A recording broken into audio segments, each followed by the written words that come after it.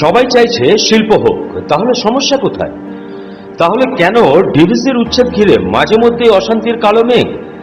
কারা এই বস্তিবাসী, কারাই বা গ্রামবাসী? কোন সরকার পুনর্বাসন দেবে? কেন্দ্রীয় সংস্থা ডিভিসির দুর্গাপুর তাপবিদ্যুৎ কেন্দ্রের 800 মেগাওয়াটের নয়া ইউনিট তৈরির জন্য ইতিমধ্যেই সম্প্রসারণের কাজ শুরু হয়েছে। কারখানার জন্য জমি প্রয়োজন, সেই জমির পাঁচিল দেওয়ার কাজও চলছে। তারই মধ্যে ডিভিসির জমিতে অবৈধ দখলদারি করে বসে থাকা প্রায় 900টি পরিবারকে উচ্ছেদ করা নিয়েই যত সমস্যা, যা কিনা প্রায় 1 বছর ধরে দানা বেঁধেছে। সব রাজনৈতিক দলই চাইছে শিল্প হোক, কিন্তু পুনর্বাসন দিয়ে। তাহলে সমস্যা হচ্ছে কোথায়? আসুন দেখে নিই রাজ্যের প্রধান বিরোধী দল ও শাসক দলের প্রতিক্রিয়া। দেখুন, মাননীয় মুখ্যমন্ত্রী ক্ষমতা আসার আগে অনেক স্বপ্ন দেখিয়েছিলেন যে আমি পশ্চিমবঙ্গে ক্ষমতা এলে শিল্প হবে। দুর্ভাগ্যের বিষয়, বাংলাতে একটা শিল্প হয়নি, আর দুর্গাপুর একের পর শিল্প বন্ধ হয়েছে। ডিপিএল, কেমিক্যালস বন্ধের মুখে।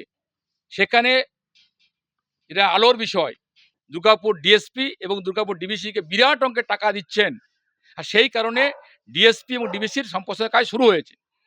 সেটা কেন্দ্র করে ডিবিসিতে যে কারখানার পাঁচিলের কাজ শুরু হয়েছে, আর সেটা করে প্রায় বেশ কিছু মানুষ অসুবিধাতে পড়েছেন, যারা গরিব মানুষ। ইতিমধ্যে এখনও 900টি পরিবার রয়েছে যারা অত্যন্ত গরিব। 7 দিন টাইম দিয়েছিলেন ডিবিসি ভেঙে দেওয়া হবে।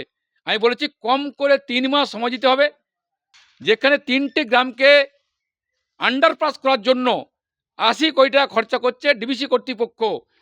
আমি চেয়ারম্যানকে বলেছি, ইঞ্জিনিয়ারকে বলেছি, কিন্তু এই যে গরিব মানুষগুলো 900 পরিবার আছে, তারা যাবে কোথায়? আমি বলেছিলাম কারখানা হোক, বেকার ছেলে চাকরি পাক, কারখানার প্রয়োজন আছে, কিন্তু এই গরিব মানুষগুলো বঞ্চিত করে নয়। তাই সরকার, মাননীয় মুখ্যমন্ত্রী এবং ডিবিসি আলোচনা করে এই 900টি পরিবার যাতে থাকতে পারে, বাঁচতে পারে, মাথার ছাদ হয়, তিরপল দিয়ে হোক, পাঁচিল দিয়ে হোক, অ্যাডভেস্টার দিয়ে হোক, পুনর্বাসনের ব্যবস্থা করা হোক। কেন্দ্রের সরকারটা আছে বিজেপি সরকার, তাদের বিধায়ক যিনি এইসব কথা বলেছেন। দেখুন, শিল্প আমরা চাইছি, শিল্প হবে। শিল্প 34 বছরের বোঝা যারা আজকে ওখানে বসবাস করছে, তাদেরকে বিকল্প ব্যবস্থা বলুন। সেন্ট্রাল গভর্নমেন্টের সংস্থা, তারা ওয়েস্ট বেঙ্গল গভর্নমেন্টের সঙ্গে কথা বলে বিকল্প জায়গা যেগুলো দরকার সেগুলো ব্যবস্থা করা উচিত। এবং গ্রামের লোক যেটা চাইছে যে শিল্প হোক, সত্যিকারের শিল্প হোক। এটাতে নেত্রী বাংলার মা মমতা বন্দ্যোপাধ্যায় বারবার বার্তা দিয়েছেন যে শিল্প আমরা চাইছি। শিল্প তো বিদেশ থেকে আনা হচ্ছে। শিল্পের ভারতবর্ষের মধ্যে 1 নম্বরে পশ্চিমবাংলা দাঁড়িয়ে আছে। সে জায়গায় কোনো জায়গায় বিঘ্ন ঘটুক আমরা চাই না। আমরা ম্যানেজমেন্ট, কেন্দ্রীয় সরকার যিনি আসেন, তাকে অনুরোধ করব যে দুটো পক্ষকে নিয়ে কথা বলে একটা খুব তাড়াতাড়ি মীমাংসা করে শিল্পর কাজটা হবে। বস্তিবাসীরা 34 বছরের শাসক দল, তারা বস্তিটা বসিয়ে দিয়ে গেছেন। তাদের বোঝাটা আমাদের বোঝা হয়ে দাঁড়িয়েছে। তাদের বিকল্প ব্যবস্থা করা উচিত। বস্তি তো নিশ্চয়ই উচ্ছেদ হবে, কারণ সেখানে শিল্প চায়। তাদের বিকল্প জায়গা একটা মীমাংসা করুন। অর্থাৎ কে প্রথম ঘন্টা বাঁধবে নিজের ইগো ঝেড়ে ফেলে, এই রাজনৈতিক দোটানায় প্রশ্নের মুখে দখলদারদের পুনর্বাসন ও শিল্পের ভবিষ্যৎ। কারণ বুধবারও দখলদার উচ্ছেদ ঘিরে ধুন্ধুমার পরিস্থিতি তৈরি হলো ডিটিপিএস অঞ্চলে। বস্তিবাসী বনাম গ্রামবাসী, অর্থাৎ অবৈধ দখলদার 900টি পরিবার ও অঙ্গদপুর, অর্জুনপুর, রাতুরিয়া সহ 5টি গ্রামের মানুষ। বস্তিবাসীদের পক্ষ থেকে বাধা দেওয়ায় গ্রামবাসীদের সাথে লেগে গেল ভূমি উচ্ছেদ রক্ষা কমিটির।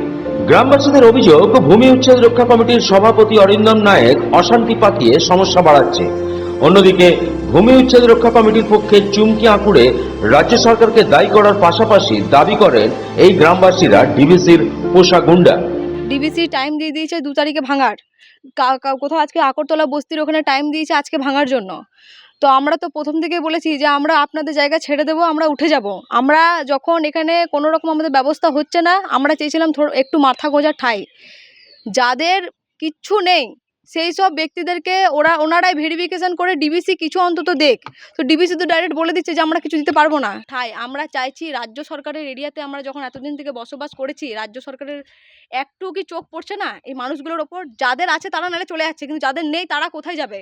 সেই সব মানুষগুলোকে তো একটু ব্যবস্থা করে দিতে পারতো। আজকে যারা বয়স্ক বৃদ্ধা মা বাবা যাদের আছে, যাদের এখানে কর্মসংস্থান রুটি আছে, তারা যাবে কোথায়? তারা খাবে কি? আজকে যারা রাস্তার গাছতলায় বসে থাকবে, তাদের মেয়েগুলোকে যদি ধরে কেউ রেপ করে মারে, তার দায় কে নেবে? তার দায়িত্বটা কে নেবে? মানুষ যদি অনাহারে মরে যায়, মৃত্যু হয়, তার দায়টা কে নেবে? শুধু ভোট আর মানুষদেরকে চিনলেন না আপনারা কেউ? একটা আমাদের একটা প্রশাসন হিসাবে কথা বলা হয়েছে কি 2 তারিখ টাইম দেওয়া হয়েছে। তো তারপর যখন আমাদের প্রশাসনিক আর ডিবিসি ম্যানেজমেন্ট যখন কথাবার্তা হয়ে গেছে, তারপরে এই ঘটনাটা ঘটবে কেন? ও তারপর ওখানে ওই জায়গাতে ওকে সরে যাওয়া উচিত ছিল, কিন্তু ওই জায়গাটা ওই হিট অফ মোমেন্টটা ও তৈরি করেছে। আমরা এখানে গ্রামবাসী আছি, আমরা চাইছি প্ল্যান্ট হোক, ঠিক আছে, আর যেরকম সুস্থভাবে যেন কাজটা হোক। এবার তো আমাদের তো প্ল্যান্ট দরকার, আমরা কারোর জন্য কেন ভোগ করবো? যখন আমি একটা কথাই রিকোয়েস্ট করছি, যখন স্যাররা যখন ওখানে 2 তারিখে যখন ডেট দিয়ে দিয়েছে, তারপরে ও তো যেন এটা করলো কেন? ওনাকে স্যাররা তো সাইড করে দিল, তাও এসে ওখানে মুখ করছে, মারপিট করে। আর আমরা এখনো বলছি আমাদেরকে প্ল্যান্ট চাই।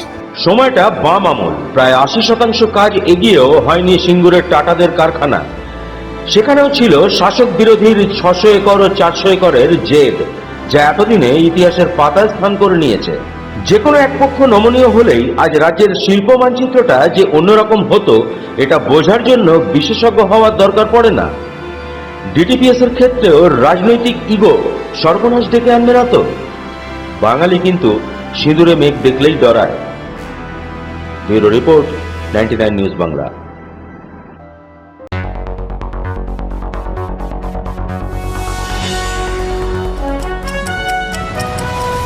আপনারা দেখছেন 99 নিউজ বাংলা। বদলাবো আমরা।